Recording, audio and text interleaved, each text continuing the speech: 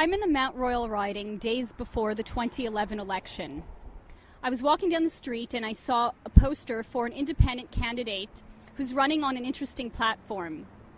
I was surprised to see he's running in this riding against Erwin Kotler for the Liberals, Sali Zaidel for the Conservatives, and Jeff Itkush for the NDP. So I decided to give Abraham Weizfeld a call and see if he could spare a few moments to explain his positions.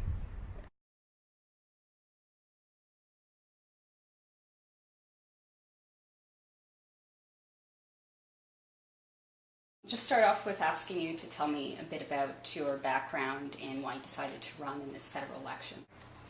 The reason that I was running in the election is because I wanted to counterpose the Jewish identity that I consider to be valid, as opposed to the Jewish identity that is imposed by the leading members of the Jewish organizational structure in Canada. I wanted to counterpose the Jewish Bundist tradition, which I learned from my mother, who comes from Warsaw. And the Jewish Bundist tradition called for social justice and civil rights for Jewish people in the countries in which they were living. Dortrecht is the here-ness concept of the Jewish Bundist movement with which it was founded, which meant that we consider ourselves to be legitimate members of the Canadian community or the Quebecois community, and that we are under no obligation to leave and go to emigrate to Israel.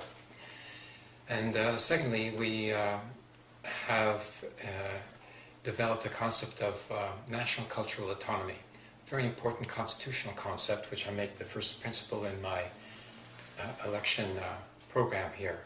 But national cultural autonomy requires that, any given nation within a social system has its autonomous rights in a collective fashion to have its own school system, its own language, etc. Now, this applies to Canada-Quebec relations, if it were at all possible. That is, if English Canada conceded, national cultural autonomy to Quebec, and would apply to Quebec itself, whether it remains in Canada or not. If it doesn't win its national cultural autonomy in Canada, then most likely it will become independent. But even if it doesn't, in Quebec itself, there's a number of national minorities who need to be recognized as such and not be treated as simply second-class Québécois. The sort of official position right now of both the Parti Québécois and the Bloc Québécois is that everybody learns French and therefore they become Québécois by virtue of their speaking French. However, it's not so simple, and one just has to consult, the original Québécois members of the society to recognize, that there are differences that should be recognized, differences that are positive, actually, because, of course, people are entitled to have not just one national identity, but it's quite possible to have two or more national identities. And that's what we call hyphenated Canadianism, so that you have a designation like a Jewish Canadian or Irish Canadian, whatever, The same thing applies in Quebec, so that my son, who was raised as a francophone, for instance, would be considered to be a Jewish Québécois. And this is, again, counterposed to the Parti Québécois concept of a nation-state, which they wish to establish. And I'm counterposing the notion of national cultural autonomy to a Quebec context as well as the Canadian context. Considering that you were involved in provincial elections in the past, what made you decide to participate specifically in the federal election this time? I was inspired to do so by my official agent, who is Rose Karambizi. There was a genocide carried out against the Hutu people in Burundi in the year 1972, and her husband was killed. And she was campaigning ever since in order to have that genocide recognized and have the perpetrators of that genocide charged with war crimes, with violation of human rights. And since 1986, she was working with Erwin Kotler in order to do something about these genocides so that they wouldn't continue.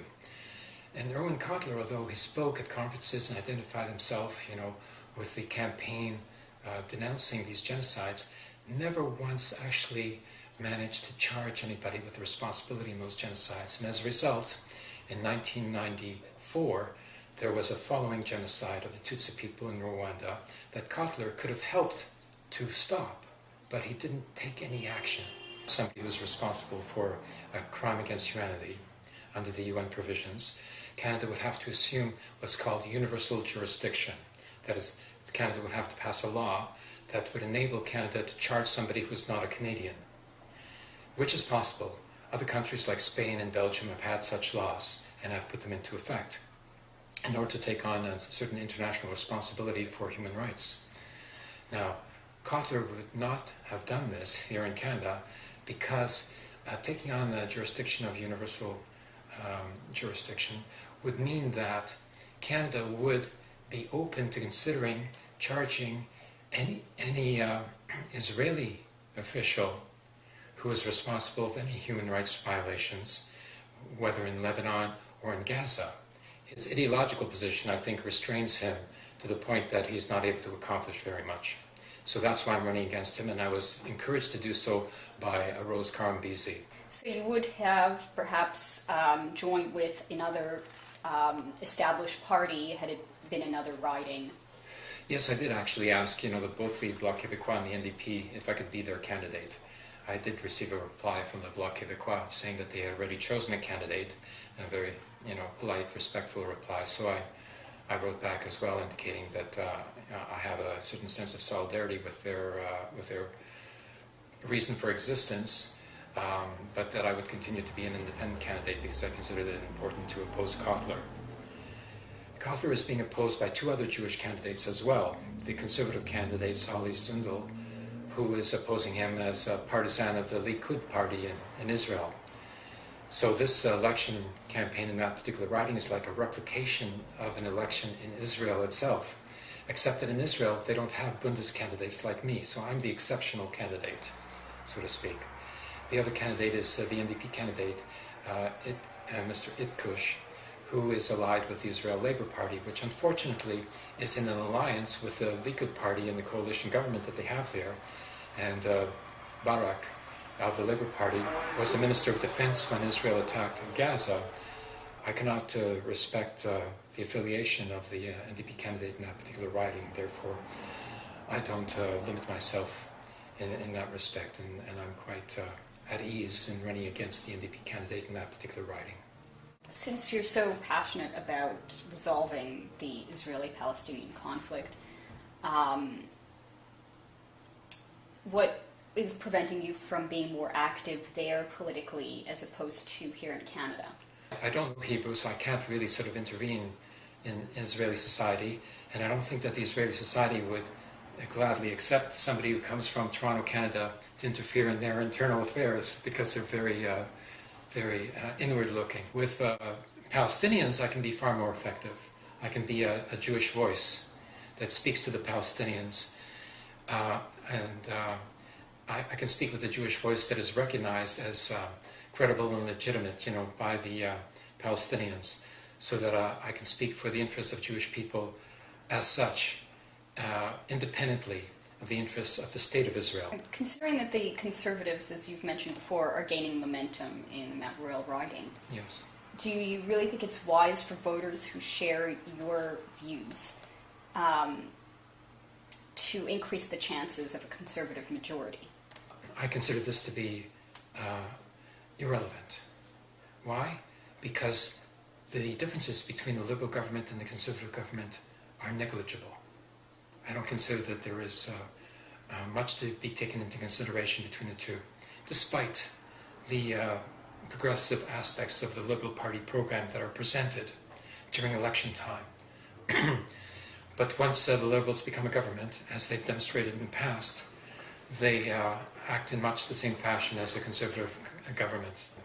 When the Liberals voted, 100 times to support Conservative government legislation, in the evening voted in favor of the reduction of corporate income tax, which they now say they're opposed to, but they voted for it.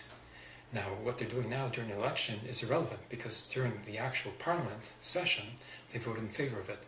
So I'm not concerned about a Liberal government replacing a Conservative government because I don't think there's much of a difference between the two in any case. Now, realistically speaking, independent candidates don't often win seats. outside of this campaign, what are your plans towards working towards the changes that you would like to see following the election? Well, I'm working with the Alliance of Concerned Jewish Canadians to educate the Jewish community as to the needs to recognize the national rights of the Palestinian people in a reciprocal fashion.